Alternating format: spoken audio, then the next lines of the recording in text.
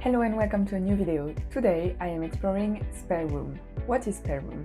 Put simply, it is an app where you can find rooms to rent. On other apps like Rightmove, Zoopla or OpenRent, you will mainly find whole places to rent, an entire house or flat. SpareRoom is a bit different because it is mostly advertising shared accommodation. Where SpareRoom is a bit different is that you have the housemates, flatmates also posting ads. It is extremely popular with thousands and thousands of ads available at any moment. In my previous videos where I was exploring studio flats that you can find in London on a certain budget, we came to the conclusion that it is very hard to live alone in London. So today we are taking a look at SpareRoom to see if we have better luck. Like always, there is a bit of everything and you need to know what you're looking for. And as always, some people are clearly taking advantage of the very high demand London market. Let's start with a few of the insanities that I found on SpareRoom. I don't even know where to start. Alright, let's take a look at this one. Here is the bedroom. It is a very good size. We have a double bed, quite a lot of random pieces of furniture. There is still space to walk inside the room. We have a wardrobe, a random desk chair with no desk. The bathroom looks good. We have no photos of the kitchen or the living room, so it's not easy to imagine the space. But I'd say this is an average listing. It is a 2-bedroom flat, so we have another bedroom. We have 2 bathrooms. And the building itself is quite modern. So not too bad, not too bad.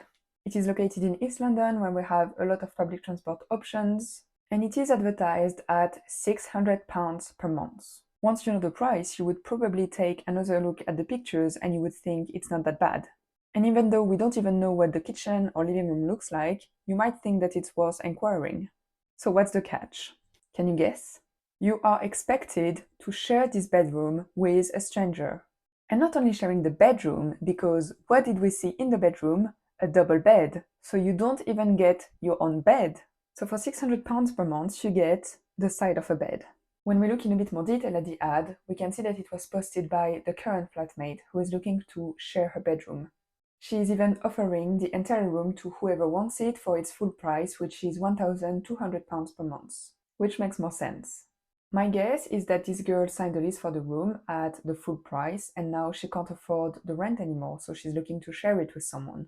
This might not even be legal because HMOs are usually regulated for a certain number of tenants or lease for one property, and I'm not even sure you'd signed a lease here. I found it a bit dodgy, to be honest. Speaking of sharing rooms, I found even worse. This one is a bit more central and it is even cheaper, only £400 per month. However, this is what the room looks like. Not as good as the one before, is it? But bad news, don't stop here. You are expected to share the room, but you probably already guessed that. You are expected to share, not with one, but with 2 people. That's correct, you heard me right. It took me a little bit of time to figure it out, and of course they're not making it very clear on purpose. They say in the description that £410 per month is the rate per person, not per room, per person. That's the first red flag. We can also see that there are 5 rooms in this house, so why would it be to share with only 2 people when we have 5 bedrooms? And then a bit further down, we can see that there are 5 male and 3 females already living in the property. So this confirms what I was afraid of. The room is to share with 2 other tenants. How does this even work? Do we have 2 people sharing the bed and 1 on the sofa? Do we have 1 person sleeping on the floor? What are we even doing here? How is this permitted? By the way, if I may, I think this storage space is slightly too small for 3 people. So for just over £400 per month, you can have a spot in a bed, maybe, that you share with 2 other people, and have the luxury to shower in this disgusting bathroom. The audacity of landlords. I can't. Honestly, this is textbook definition of taking advantage of tenants, and it makes me so angry. Let's move on and have a look at a big, spacious ensuite for rent. It is located in Stratford with a rent of just over £700 per month. You have 2 windows, which is great. You have your own private entrance door. There is apparently a shower in the bedroom, or maybe even 4 showers since we have 4 different pictures of it. I don't know about a sink or a toilet though, this might be too much of a requirement. We have no idea what the kitchen or living room look like, but anyway, it is quite a good deal. An ensuite double room in Stratford for around £700 per month is on the cheaper side. Can you notice anything though? No? I'll give you a hint. The double bed is an air mattress. They couldn't even spare a real bed for the room. This is not okay. Any furnished tenancy should come with a proper bed. It should be a legal requirement. Apparently, I complained too loud because a landlord somewhere heard me. Alright, let's take a look at this one quickly. I think I found the only acceptable bed that a tenant should expect from a landlord. There we go! We should all expect a gold bed frame and nothing less. And of course, the entire room has been tastefully decorated to meet the standards. This next one is further away from central London, and the landlord is asking £850 per month for this double room. So what do you get for this price? Are you ready?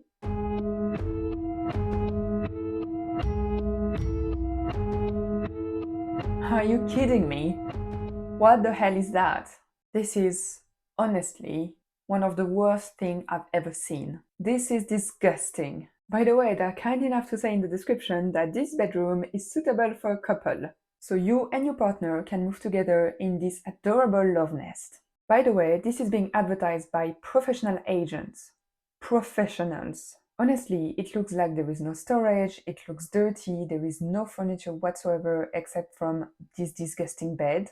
And it looks like there is no proper window. Actually, it looks like this might be in a basement. From here, it looks like we have 4 pillows on the edges of the bed. Are we in Charlie and the Chocolate Factory? This bathroom is disgusting, there is mold on the walls. Look at the shower door, it's black with mold. In my opinion, this is just not fit for humans. You, out of my sight. Next! Alright, I was quite confused with this one. This is apparently 1 bedroom to let in a 2-bedroom flat. We have a couple of pictures of the kitchen. Here is the cozy room. If by cozy room you mean no window, a single bed and hospital light, then yes. And to finish the grand tour, this is the bathroom. Now what confused me is the description. Cozy 1-bedroom to let in a 2-bedroom flat, furnished with all amenities in a happening place, whatever that's supposed to mean. Almost a studio apartment. What do you mean almost a studio apartment? A studio apartment is when you have a main room that you can use for bedroom and reception room, your own kitchen and your own bathroom. Do they mean that the kitchen and the bathroom are not shared with anyone? Is that why we can't see the rest of the flat in the pictures? Oh, this is an ensuite, so you actually get to keep this bathroom all for yourself. There is apparently a shared living room, even though we couldn't see a picture of it. So anyway, the description is confusing and the bedroom honestly looks like a big closet. Actually, I'm pretty sure I've seen better looking closets than this joke of a bedroom. Alright, I show you one more and then I promise I will show you good listings that I found. But this one is truly horrifying, I had to include it. I don't think I even need to describe what's wrong here, I mean, the pictures speak for themselves. I'm struggling to believe that someone actually lives here, let alone pays for it. And also, it's not very clear from the description that just says, I'm looking for flatmates, but I think it might be someone looking to share the room with them. Yeah, you heard me right. Someone wants to share this dump with someone else and make them pay £400 per month for it.